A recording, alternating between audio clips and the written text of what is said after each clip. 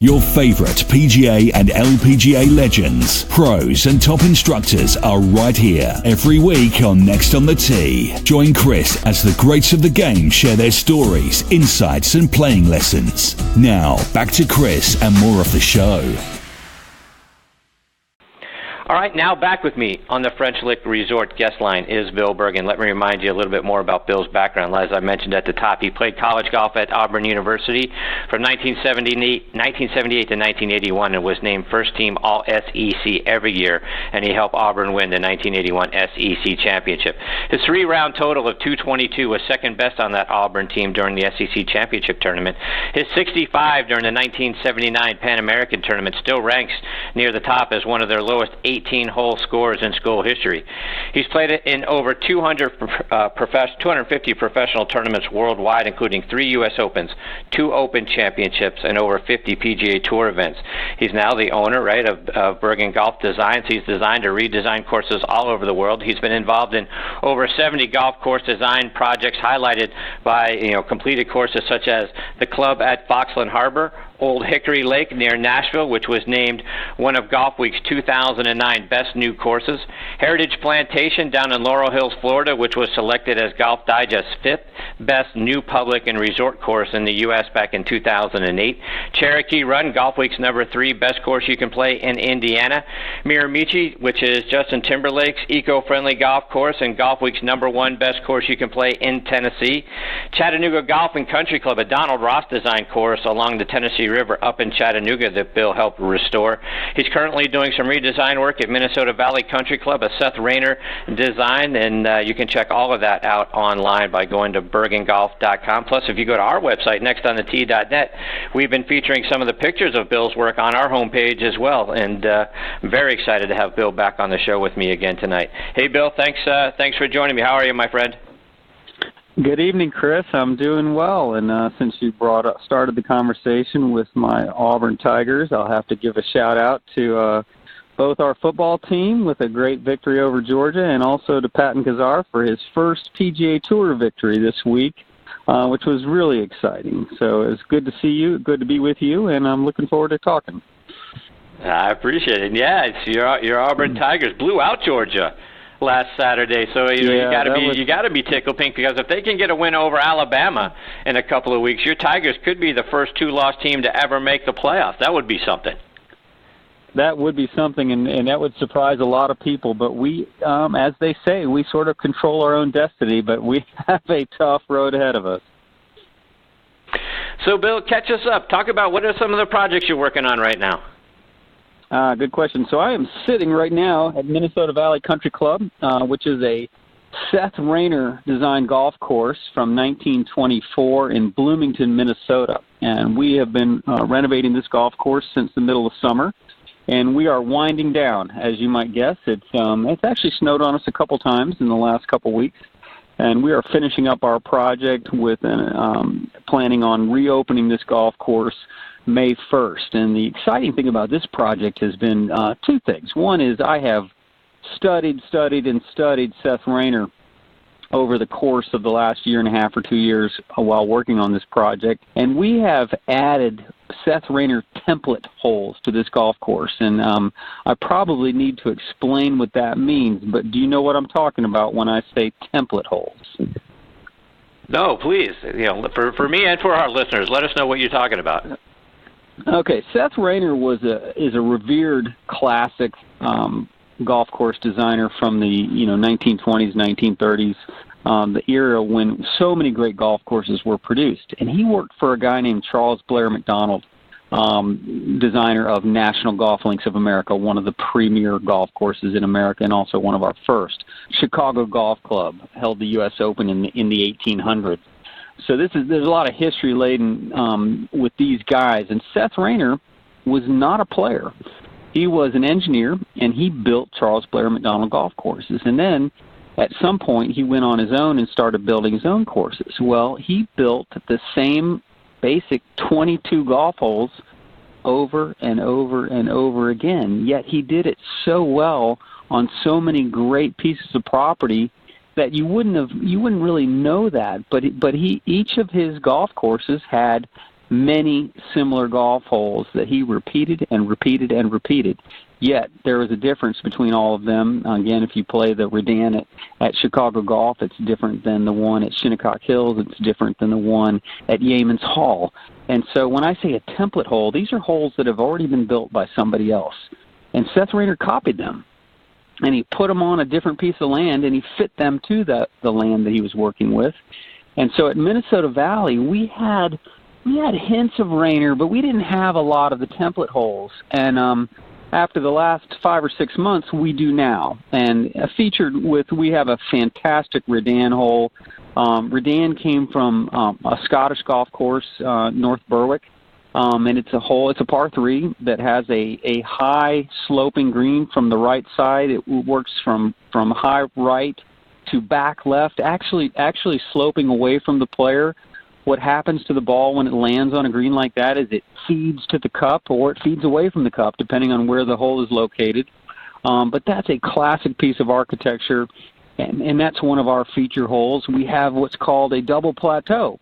The funny thing about a double plateau is it's actually 3 plateaus, but it's a green that really has 2 front sections, one high and one low, and then a higher section in the back. Our 9th hole is now a double plateau. We have what's called a barrette. And again, all these are terms that you may not be familiar with, but if you start diving into golf course architecture, you'll see, oh, I know what a barrette is. It's one of those funny greens that has a swale that runs right through the middle of the green. And that's a really unique golf hole, and we've got that here as well. So it's a pretty exciting process to take these Raynor templates and put them on the ground at Minnesota Valley.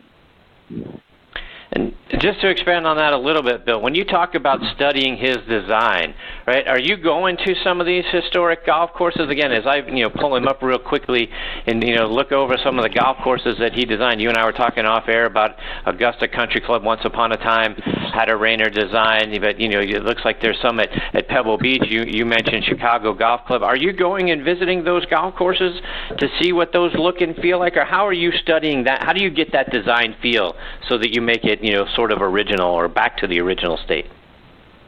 Yeah, absolutely. So I have a good friend in Charleston who is a member at Country Club of Charleston, which is hosting the U.S. Women's Open, I believe in 2019.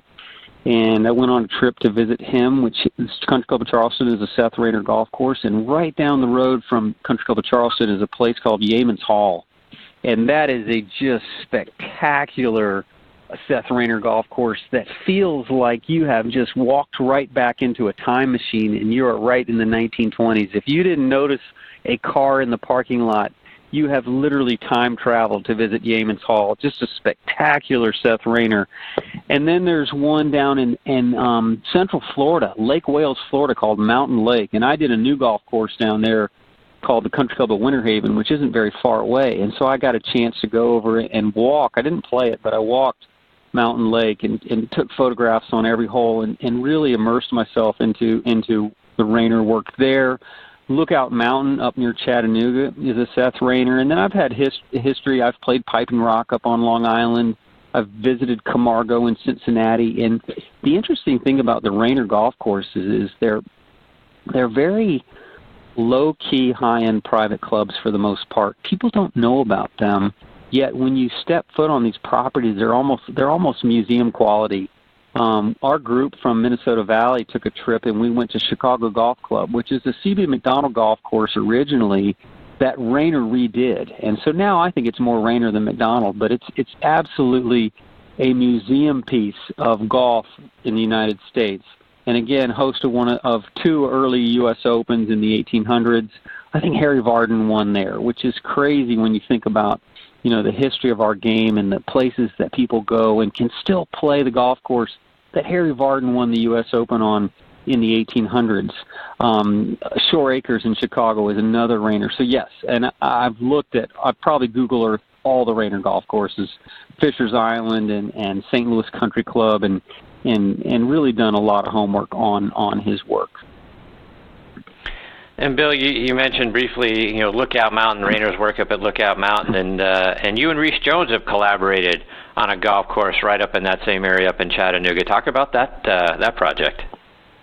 Yeah, we are, and it's actually formerly known as Canyon Ridge, and we are renaming and repositioning and transforming it as Macklemore. And Macklemore is the name of the cove that sits below our golf course. So we're down the mountain, or down the ridge line from Lookout Mountain, but on that same brow or that same mountain, but we're a little bit further south. And our golf course sits right on the edge of this mountain and looks straight down into Macklemore Cove, and it is absolutely a stunning sight. It's full of rock and fescues and incredible views and wildlife, and we are going to transform that golf course starting this spring. So we are going to rebuild that golf course, and really our goal is to make the golf match the spectacular scenery and land that the golf course occupies. It's a good golf course, but it's going to be a great golf course. It's going to be one of those, it's going to be a destination resort.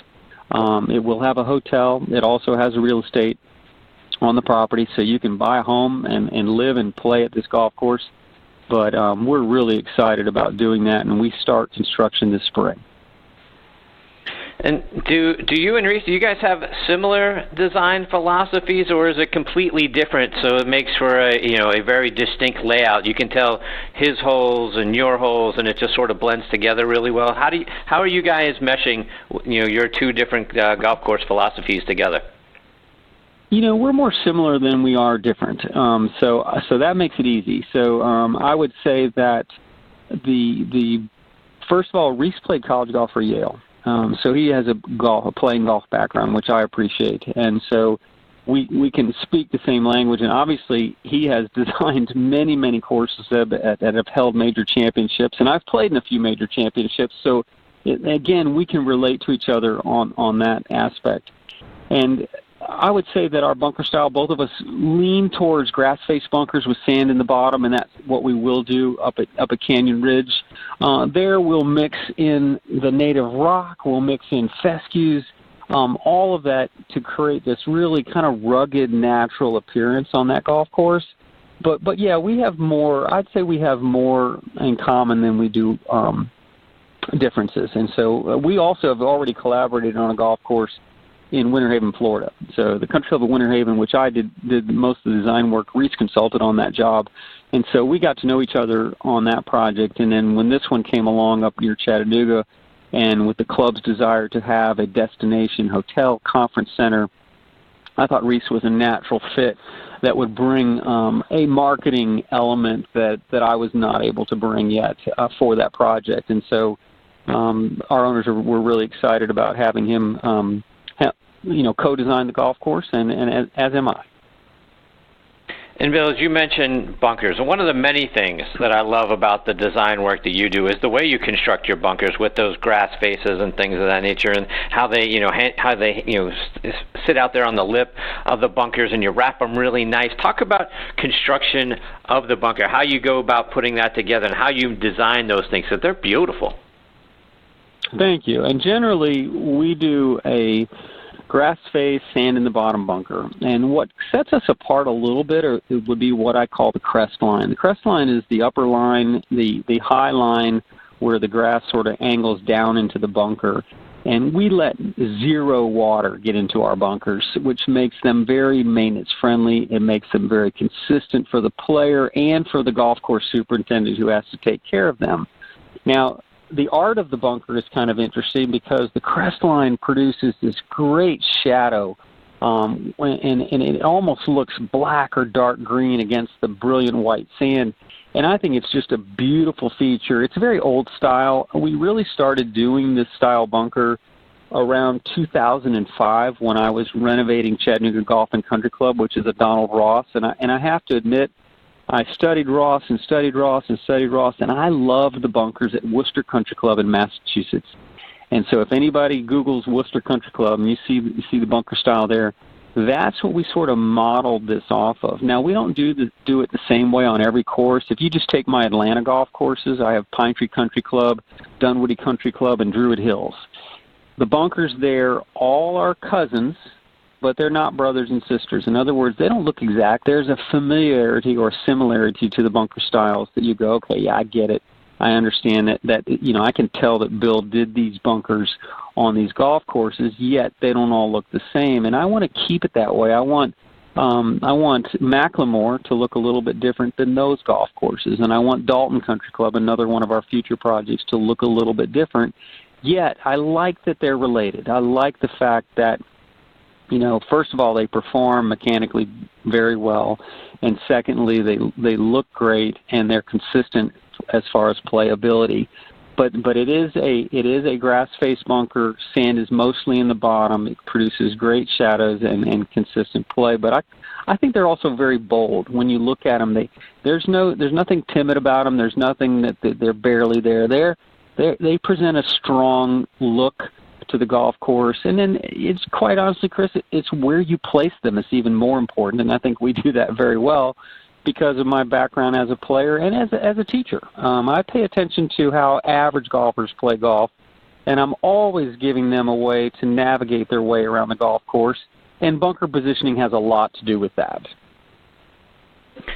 So, Bill, when you are putting a complete project together, I'm curious, you have 18 holes to design, and we have 14 clubs in our bag.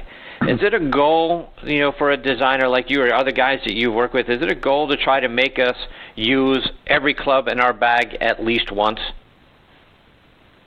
Ideally, absolutely yes. And so if we can get into that 12 or 13 range, and then you play the next day and use the other ones, that's my goal. But we hear a lot today about how far the golf ball goes, and that's obviously for the select few golfers that it does, in my opinion, it does go too far. But for 99-point-something% of us, it doesn't. But for the really good players, still a believer that overall yardage is much less important than yardage variety. And that goes into that club selection question that you just asked. I would like a couple par fours that are the drive and pitch shots or possibly drivable. I want 2 or 3 more that really stretch the golf course out. And in this day and age, that's, 470 to 500 yards. And then I want a balance in between. I also want some to turn left, some to turn right, a good mix. We'd like 4 par threes, ideally, that went in opposite directions, but that's not always easy to do. And 4 totally different club selections. I mean, I'd like you to have a short iron, a mid iron, more towards a long iron, and possibly even a fairway wood or a rescue club on 4 different par threes. And even with par fives, we'd like 2 or 3 that are reachable and 1 that's not. And so it's a great mix that you're looking for in a well-designed golf course that offers balance, offers variety, and more importantly, if you play the golf course 3 days in a row, you want 3 different results and different challenges based on conditions, based on the way you play the game, based on hole location, and based on design. So I'm looking for variety in the design, and that, I think, results in an enjoyable golf course. And Bill, like you mentioned a moment ago, or alluded to a moment ago, we've heard an awful lot, right, about how far the golf ball flies. Last week, Tiger Woods talked about that. We've heard Jack Nicklaus and Gary Player talk about that for years. So, and I know for the majority of us, right, and I think the average, if you take all golfers, right, and you average how far we hit our drives, it's somewhere around 220 or somewhere in that area, right? So for us, a golf course that plays, in 6,500, something around that yardage makes sense for us. But for those select few, for that 0.1%, we saw at Erin Hills, right? I mean, Brooks Koepka, 16 under par. We saw Justin Thomas shoot 63, and the lowest score in a major championship, and that golf course was somewhere between 73 and 7,400 yards.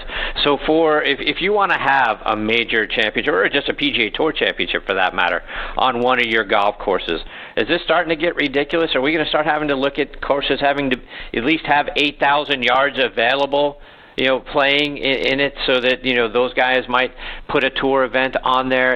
To me, that just seems like we're starting to get into the ridiculous range. I think so, too. I think we're running out of real estate, for one thing. Water is a limited resource, and the bigger piece of property is going to require more water. So I think you need to change the design. And there was an interesting tweet by David Duval recently about that, and his opinion is that we need to design better golf courses. And I would start this way. If somebody said, hey, what would you do to control the scoring, I would say we're designing golf courses right now with greens that are too large. And the reason I say that is tour players can two-putt from just about anywhere. It's amazing how many guys have 0 3-putts the entire week on massively large undulating greens. But if we make the targets a little bit smaller, make the area around the greens a little bit more interesting, I think that has a bigger impact on a few more missed greens, more opportunities for short game skill, and I think that will impact the way scoring goes. Pebble Beach is an interesting example. Those greens average 4,000 square feet, where you take Erin Hills, and I'm not sure how big those are, but I would hazard a guess they're probably 8,000 or bigger, twice as big as Pebble Beach. Totally different game. And so, a lot of modern golf courses, I think the greens are getting a little bit too big. I like a greens complex that plays large, but a putting surface that's a little bit smaller, and then really interesting shots around the greens is what I would look for in order to, help preserve par. I get a lot of comments. The courses that I work on, typically the course rating gets harder and the slope rating drops. The course rating is for a 0 or scratch player. If that's getting harder, the golf course is getting more difficult for the better player.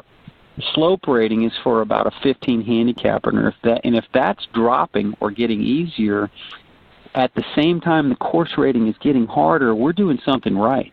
It's because we understand the difference between a tour level player and everybody else, and what happens around the golf course and what happens particularly around the greens complexes. So that's an area I feel like we excel. Haven't done a PGA Tour golf course, although we do have a web.com tour that plays at Fox Den and with the Knoxville Open. But always like to see competition. I've had a lot of state amateurs play it on my golf courses, and they typically hold up very well.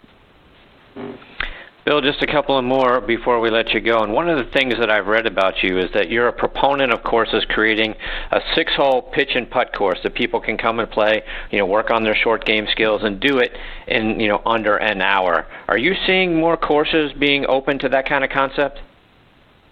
I'll tell you what, that's a fantastic thing. The reason I love it is you can have so much fun playing golf in a half an hour. And it's a perfect grow-the-game opportunity. Think about how intimidating a large golf course is to a new golfer. And let's just start with kids. You think about when kids go out to play golf, how many holes do they play before they're bored and want to look for turtles or frogs in the creeks or something like that? Because it's overwhelming. It's not scaled to their size. And we have done 2 recent pitch and putt golf courses, one with actually U.S. Kids Golf up in Pinehurst. And it is so much fun, and the longest hole on the golf course is 100 yards. And every shot that you hit matters because they're all scaled down to where they're scoring shots. And so it's a brilliant place to take, a new golfer, a 5, 6, 7-year-old out there, and you go around and play at one time. And it's the kind of place that when you finish, it's only taken half an hour, 35, 40 minutes. And it's the kind of place where the child looks up at you and says, can we do that again? And it leaves you with a good taste of wanting more, which I think is also important. So we've got those planned right now at Dalton Country Club. We've got one planned at Macklemore. And so they're definitely on the books. Wherever we have an extra 2 to 3 acres that we can work in an area around a clubhouse, I am recommending them wholeheartedly because I think that your better players can work on their short game skills and really learn to score by playing the pitch and putt. And everybody else, it's just a great introduction to golf and just simply fun. What a great place for a family to go out. Excellent for women who have never played the game. Just a super place for players of all abilities to have fun. And Bill, how does your philosophy about player retention fit in with, you mentioned U.S. Kids, so you're partnering with the USGA, you're partnering with U.S. Kids Golf, and you put all that together with the Longleaf Key initiative. Talk about how all of that goes towards, keeping people in the game. The Longleaf Key initiative is it's a derivative of the Play It Forward system, but it's so much more than that, because it is based on how far any golfer hits a driver. So if you hit a driver 100 yards, which would be a child, it would be some women, it would be some senior men, 100 yards, we're recommending that you play a golf course 18 holes from only 3,200 yards. And so we actually have tees at Longleaf at 3,200 yards. And it is fabulous for people who don't hit the ball very far. Conversely, if you carry the golf ball 275 yards like a tour player, we're recommending that you play a 7,400-yard golf course because that's what fits your game. So rather than it being sort of a nebulous play it forward, well, you tell somebody like my son who's a brand-new golfer, I say, if you tell Matt, play it forward, he goes, well, what tee should I play? Well, nobody really has an answer for that. But the Longleaf tee system does. If he can carry the ball 250 yards, well, he might play a 6,800-yard golf course. If he can carry it only 225 yards, then 6,200 would be perfect for him. And so it's a subjective, it's an objective way of looking at which tees you should play. And it's really important because, you know, a lot of senior men have been good players in the past, and they're not hitting the ball quite as far. They're not having as much fun. And this system allows them to go out on the range, see how far they carry a driver, and then we're giving you a recommendation. You don't have to play those tees, but this is giving you a recommendation. We've got a big conference regarding this exact system up in Pinehurst at the end of November after Thanksgiving. And we are working on taking this actually nationwide, and I am recommending it to all the golf courses that I'm working on. And the key tee really is in that 42 to 4,400 yard range. If you get that tee set up at your golf course, after that you're really moving into the fairways, and it can be laid out easily with very little expense. But we're seeing a lot of golf courses that are wanting to go with their forward tees in that 42 to 4,400 yard range, and I am a big proponent and am literally laying out course after course after course with a tee in that position. And Bill, earlier this year, back in their May-June edition of Golf Inc. magazine, you were named one of their top 10 most innovative people in the game of golf for 2017, especially around your desires. We talk about retaining young players, women, seniors playing the game, and making the game better for novice players. It sounds like this is sort of a whole program wrapped around how can we do a better job of not only growing the game, but keeping the people that are already in the game having more fun, because the game forever, right? We've had 3 tees, right? It's been the red tees, the white tees, the blue tees, right? And then we got some gold in there at some point. But it seems like all the things that you are doing is trying to wrap around the growth of the game and keeping those that are already playing the game in it. So first of all, congratulations and kudos to you for being named, one of the top 10 most innovative people in the game of golf. Talk about when they reached out to you, what that meant to you. Well, that means a lot, and it really is rewarding, Chris, because at the heart of it, I started out as a player, but I taught for years at Cherokee Town and Country Club in Atlanta.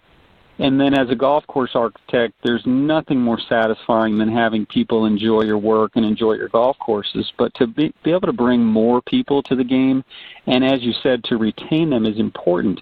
Well, what I'm seeing, we're doing 3 things that really impact that.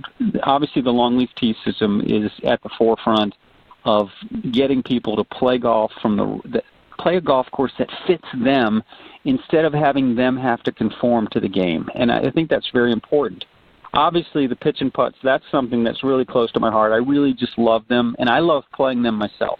There's nothing more fun than going out and playing the pitch and putts. And you literally go around it once, and you're like, okay, let's do it again. Because it's so much fun, and you can play better, and every shot's important. And the last thing what we're doing a lot of, and a lot of clubs are doing, is we're working on practice facilities. And one of the negatives about golf is the time constraint that it takes. You can devote a good half a day to a round of golf, where these pitch and putts and great practice facilities allow people to enjoy the game, to work on improving, to again, take lessons and enjoy the game and do it in a shorter period of time. And so we're seeing all 3 of those things have great impact on the growth of the game and, again, on players' enjoyment. So I believe that's why we were picked for this honor by Golf Inc. and obviously I'm very pleased to be selected. Bill, how can our listeners stay up to date with all the great things that you're doing, whether it's online or it's on social media? Yeah, I'm pretty active on social media. I love posting projects. You'll see almost weekly posts from Minnesota Valley. If somebody doesn't know what a Redan hole is, they can go either on my personal page, which is Bill Bergin, or Bergin Golf Designs on Facebook. We're active on Twitter. We do Instagram, and then obviously my website, which is bergingolf.com. Great way to keep up with us. And we love interacting with people and talking about golf. So anybody that wants to check out our work, and again, it's kind of fun to watch a project go from a starting point and dirt broken and get to that point, and all of a sudden you see green grass and white sand and blue skies, and all of a sudden you go, wow, I can't wait to play it. So it's a fun process to sort of follow, and we document most of our projects from start to finish. Yeah, and I agree with that. As I see the pictures of the great things that you're doing, it is interesting to watch it, progress through the project, and at the end, it's always spectacular. I love your course designs, Bill. I'm very privileged to have you back on the show again tonight. I can't thank you enough for your time and being generous with your time. I hope you'll come back and do it again soon, and in between now and then, all the best to you and your family, Bill. Thanks very much, Chris. Maybe when we get up to Macklemore, we'll get Reese and myself to come on at the same time. That would be awesome. I'd love that. So, yeah, let's make that happen. Good luck with your Auburn Tigers, and we'll catch up again soon. Thanks, Chris. Talk to you later. All right, take care.